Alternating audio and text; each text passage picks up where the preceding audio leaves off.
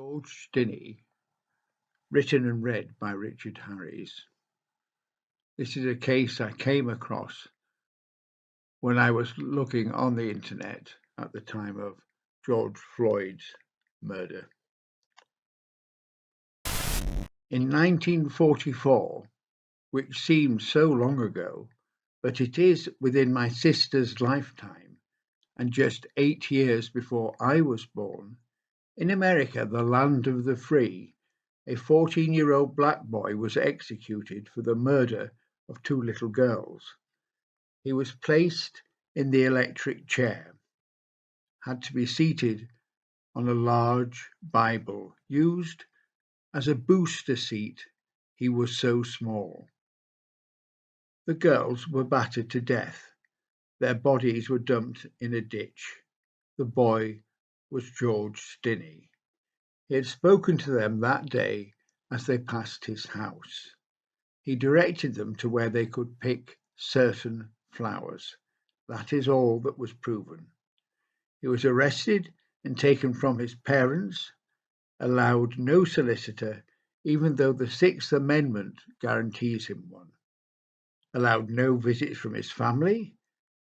They could not agree on the description of the murder weapon, and there was no blood found on George.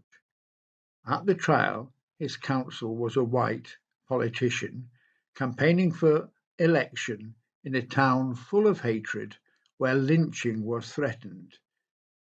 He cross-examined no one. George was alibied by his sisters, which they still swear is the truth. Yes, this is so close in time that some of the witnesses are still alive. The trial, just 81 days after the murders, lasted 1.5 hours. The all-white jury were out 10 minutes. 1,000 whites packed the courtroom. Not one black person allowed in. George was not allowed to see his parents until after his conviction in America, the land of the free.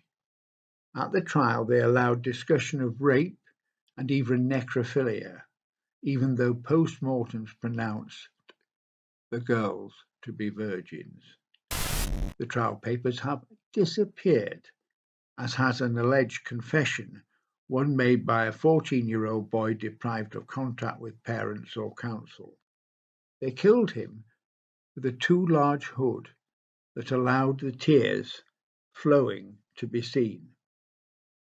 His dad was allowed to approach and speak to him just before he died, the only family contact he had had since his arrest.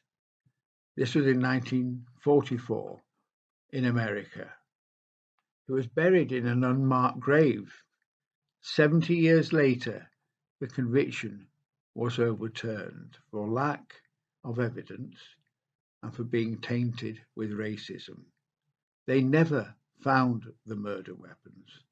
How could a child hide metal objects so thoroughly? He could not. A real murderer ran free while they murdered another child. This was in America. George died because he was black. If anyone can't comprehend why Black Lives Matters, why we need to take the knee, they should research George Stinney. No one says other lives do not matter. What they say is, in America in particular, there is good reason to fear your early death if you are black. And that should never have been and can no longer be.